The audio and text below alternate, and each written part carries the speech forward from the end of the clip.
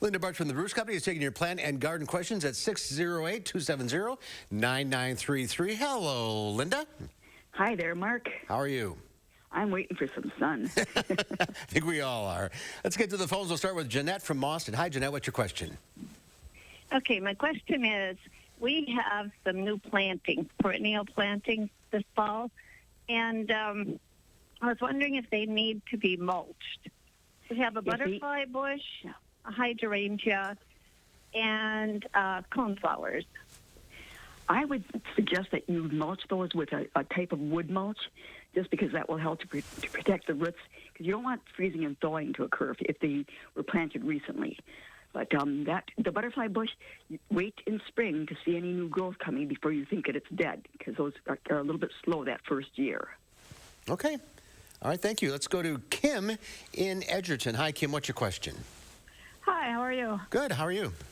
Good. My question is, last fall, not this fall, I had all summer 2 huge black-eyed Susan plants, and my son-in-law mowed them down, not this fall, but last fall, and they never came up all summer or the end of summer, or does that mean they're ruined and gone? Well, if you went a whole season without seeing them, now the trick with those black-eyed Susans is that there are some annual rudbeckia, and as well as ones that are perennial. But if you went a whole season without seeing any sign of it, then you lost them. But I'm also thinking that it could have been an annual that you accidentally planted. Well, no, because I had them for, several years. They would come up every... Oh, I see. Kind of in the middle of the summer, sort of towards the end of summer. And then he mowed. I didn't tell him to mow them down, and he mowed them down, and they never came back up this season. If he mowed them in the fall, that should not have hurt them. So yeah, I'm well, sorry to hear they that. never came back. Okay, you'll have to plant the new ones. Yep. Start over. All right, Jennifer from Dane. Hi, Jennifer. What's your question? Hi, I have some geraniums that I had all summer, and I brought them in when we got frost into the garage, and now I brought them into the house because I have like 20 huge blossoms, and there's like 25 buds. Will they die being brought into the house for the winter?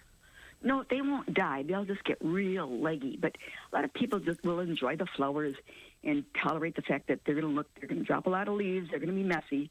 But once they get done flowering, you can prune them back and have them rest, or you can just let them grow as sort of, if you have a sunroom, give them as much sun as you possibly can. And that's how they'll look the best. All right. And then will those buds go to flower? You can... Unless your house is too dry, if you have a humidifier, then those flower buds will probably still flower for you inside. But it depends on how hot you keep your house, whether you have a decent amount of humidity, because a lot of times flower buds dry up and die. Okay. Let's go to Kat from Fitchburg. Hi, Kat. What's your question? Hi. I'm just wondering if it's too late to transplant peony bushes. Too late to transplant peony bushes? It is, well, tomorrow's supposed to be a nice day. So if you could get it done tomorrow, peonies do transplant well in the fall, better than in the spring, because otherwise, once they start growing, they take off, and then they flop over. So get them dug, and hopefully try not to break too many of the stems so you don't have any rotting, and do not plant them too deep. That's one of the critical things with peonies. Okay. Let's go to Sherry in Platteville. Hi, Sherry. What's your question? Hello? Hi. Go ahead. Yeah, I have 2 dogwood bushes that I had planted in planters, and should I bring them in for the season? I mean, we've already had our frost, but should I bring them in and then next spring plant them in the ground, or can I keep them in containers? I would suggest that you get them in the ground. Take advantage of the next couple of days and get those roots in the ground, because if you keep them in containers, if they're outside, the roots are going to get too cold. Inside, it just becomes problematic. I think the simplest thing is just plant them in the ground. Okay, and they're very tolerant here. Yes. Okay. All right. Well, thank you very much. Thank you for calling. You're welcome. Thank you all for calling. We're out of time. Linda, thank you for your time. We'll see you next week. Okay, thanks, Mark.